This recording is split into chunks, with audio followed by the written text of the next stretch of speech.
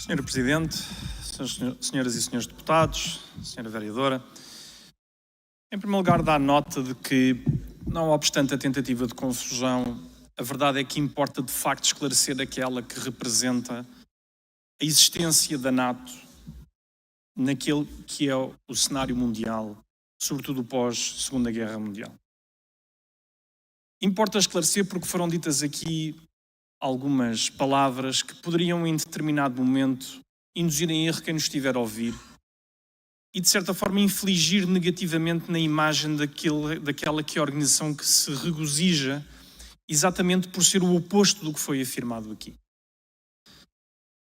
A NATO representa em si um esforço daqueles que são os países democráticos que, após a Segunda Grande Guerra, compreenderam que os Estados autocráticos e os fascismos e os totalitarismos à volta do mundo poderiam uma vez mais pegar em armas e provocar uma nova guerra mundial com efeitos ainda mais devastadores.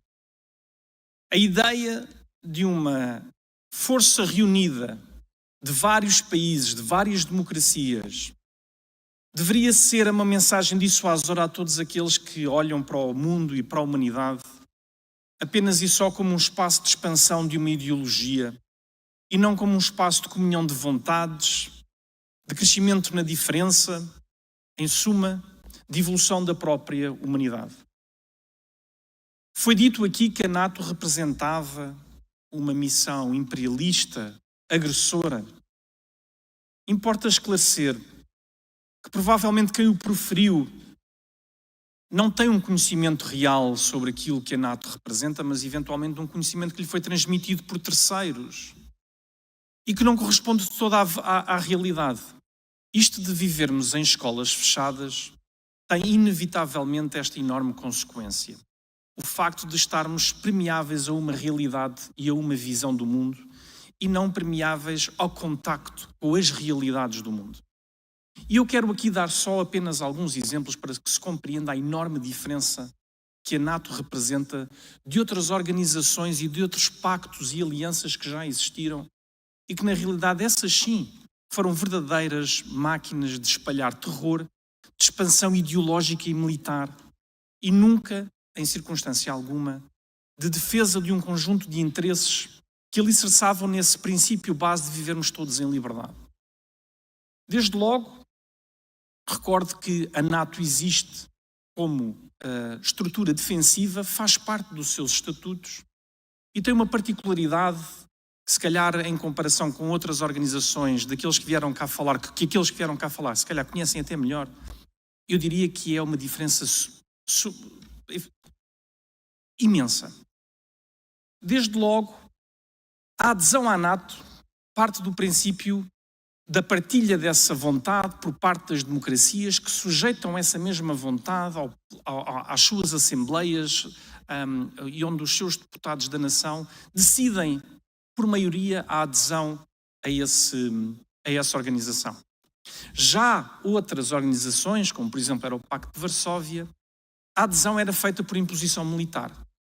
Aliás, ainda hoje sentimos um bocadinho essas manifestações quando olhamos para alguns conflitos, como foi o caso do Afeganistão, a guerra do Afeganistão entre a União Soviética e o Afeganistão, como foi o caso da Geórgia, alegadamente porque íamos libertar russos da Ossétia do Sul, sobre o julgo da Geórgia, ou como foi inclusivamente o caso da Ucrânia, que é: vocês não podem expandir coisa nenhuma porque senão nós não queremos e vamos invadir-vos, porque é assim que nós tratamos. A NATO não. Aliás, esta dimensão histórica sobre a diferença entre a vontade defensiva das ideologias democráticas e a vontade ofensiva das ideologias totalitárias representa também exemplos históricos facilmente aqui traduzidos e que devem fazer saudar estes 75 anos da NATO. Falo-vos, por exemplo, da invasão da Coreia do Sul. Falo-vos, por exemplo, dos mísseis em Cuba. Falo-vos, por exemplo, de um conjunto de intromissões em vários cenários de guerra espalhados pelo mundo durante estes últimos 75 anos. Falo-vos em particular, porque foi aqui também falado, dos massacres perpetuados pela ditadura sérvia na Bósnia e Herzegovina e na Croácia, que levaram inevitavelmente a um mandato das Nações Unidas para essa interdição, que a NATO executou, porque a NATO é uma força de liberdade e de respeito pelos direitos humanos. E por isso assistimos ainda hoje, e de forma muito veemente, a vontade das democracias e das nações livres em quererem aderir a este pacto defensivo. Quero recordar, e para terminar, que este pacto defensivo não representa apenas e só um perigo ou uma defesa de um perigo externo, mas foi essencial na consolidação da paz até eternamente. Porque se calhar é muito fácil todos esquecermos-nos sobre o perigo iminente do rebentar de uma guerra entre a Grécia e a Turquia. Porque a Turquia e a Grécia tinham esta visão bélica uma para com a outra há décadas. Foi a sua integração da NATO que permitiu que essa guerra nunca viesse a acontecer às portas da Europa, e essa sim com consequências certamente muito mais devastadoras.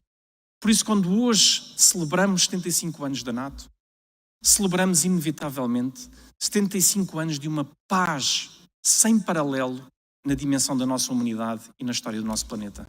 Parabéns, NATO. Viva a liberdade e viva a democracia.